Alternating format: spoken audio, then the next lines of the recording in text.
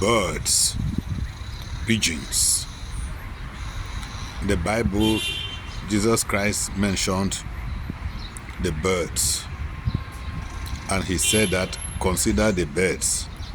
They don't take any thought of what they are going to eat or drink, but the Heavenly Father feeds them.